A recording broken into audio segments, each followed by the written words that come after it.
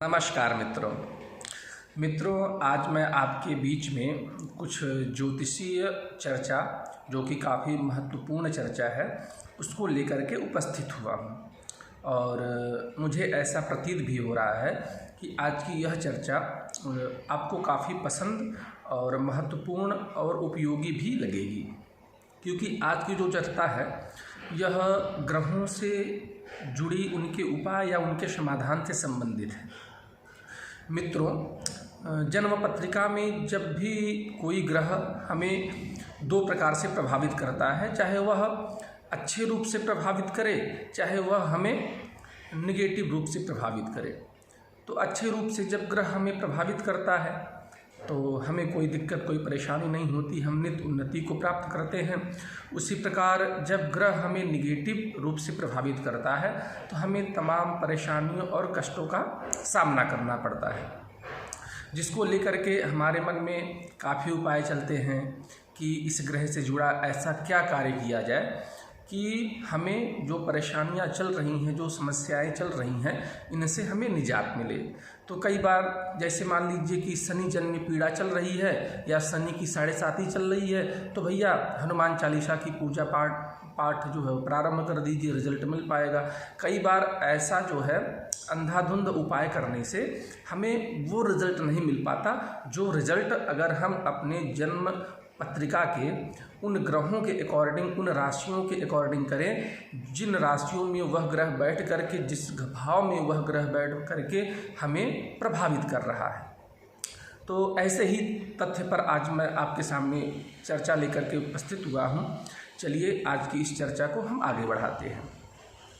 मित्रों, आपकी जन्म पत्रिका में अगर कोई ग्रह किसी भी भाव में बैठ करके आपको नेगेटिव रूप से प्रभावित कर रहा है तो सबसे पहले हमें यह देखना चाहिए कि वह ग्रह किस राशि में बैठा है, किस भाव में बैठा है।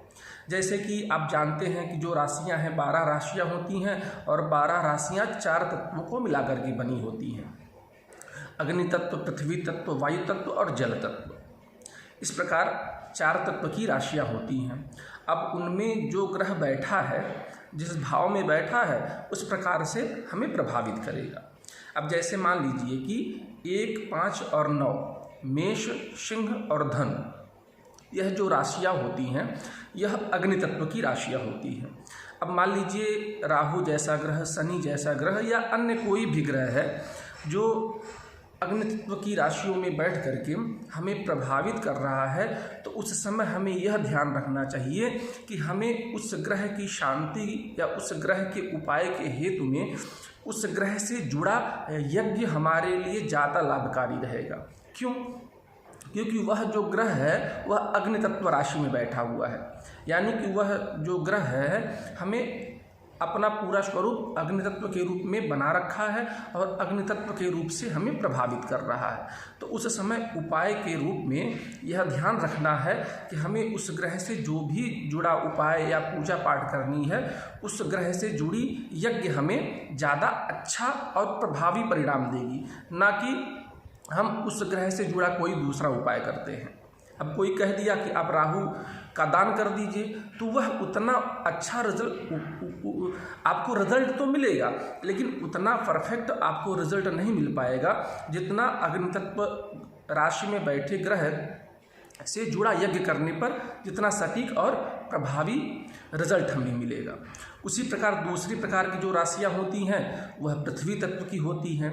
पृथ्वी तत्व की राशियां कौन सी होती हैं? वृषभ, कन्या और मकर। अब मान लीजिए कोई ग्रह है हमें पृथ्वी तत्व की राशि में बैठ करके प्रभावित कर रहा है और हमें पीड़ा, कष्ट दे रहा है, तो यह हमें यह ध्यान रखना है कि उस ग्रह से जुड़ा हमें उपरत्न या रत्न धारण करना है। अगर आप रत्न धारण करते हैं उस ग्रह से जुड़ा, तो एक आप ध्यान दीजिएगा कि रत्न धारण करने से पहले आप किसी जानकार ज्योतिषी से परामर्श जरूर ले लीजिएगा, क्योंकि वह ग्रह आपकी जन्म पत्रिका में कारक है, अकारक है, किस भाव में बैठा है, किस भाव का वह स्वामी है, यह सब देख करके ही रत्न धारण किया जा सकता है। लेकिन उपरत्न हम उसका धारण कर सकते हैं। अगर कोई ग्रह हमें पृथ्वी तत्व की राशियों में बैठ करके प्रभावित कर रहा है, हमें निगेटिव एनर्जी दे रहा है, हमें परेशान कर रहा है, हमें पीड़ा दे रहा है, तो उस ग्रह से जुड़ा उपरत्न हमें उस समय ज़्यादा लाभ देगा। उसके अकॉर्डिंग हम ग्रह से जुड़ा अगर कोई दूसरा उपाय करते हैं, उससे बेहतर रिजल्ट हमें उस ग्रह के स्टोन धारण, उपरत्न धारण करने से मिलेगा। उसी प्रकार तीसरी कैटेगरी में जो राशियां होती हैं वह वायु तत्व की होती हैं। वायु तत्व की जो राशियां होती हैं, मिथुन हो गई, तुला हो गई और कुंभ राशि हो गई। यह जो 3 राशियां हैं यह वायु तत्व की हैं। तो अब मान लीजिए कोई ग्रह हमें वायु तत्व की राशि में बैठ करके प्रभावित कर रहा है, पीड़ित कर रहा है, तो हमें कोई और उस ग्रह से जुड़ा कोई और दूसरा अन्य उपाय ना करके हमें पूजा पाठ के रूप में, चाहे वह ब्राह्मण से करवाइए, चाहे आप स्वयं करिए, आपको उस ग्रह का जो गायत्री मंत्र है, बीज मंत्र है, उसका जप जो है हमें ज़्यादा रिजल्ट, अच्छा रिजल्ट देगा अन्य उपायों की तुलना में। तो यह हमें यह ध्यान रखना है कि अगर कोई ग्रह वायु तत्व की राशि में बैठ करके हमें प्रभावित कर रहा है, तो उस ग्रह से जुड़े उपाय के रूप में हमें उस ग्रह का जो गायत्री मंत्र है, जो बीज मंत्र है, उसका जप करना है, उसका जप करवाना है। उसी प्रकार जो चौथे तत्व की राशि होती है वह जल तत्व की राशि होती है। जल तत्व की राशियाँ कौन सी हैं? कर्क है, वृश्चिक है और मीन राशियाँ हैं।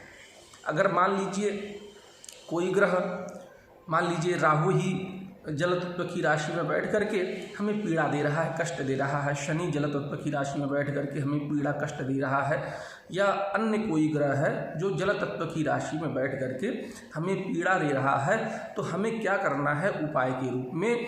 उस ग्रह से जुड़े जो वस्तुएं हैं, जैसे मान लीजिए राहु है तो राहु से जुड़ी जो सामग्री है, जैसे कि जौ हो गया, कॉफ़ी हो गई इत्यादि जो है वो राहु से जुड़े द्रव्य हैं, सामग्री हैं।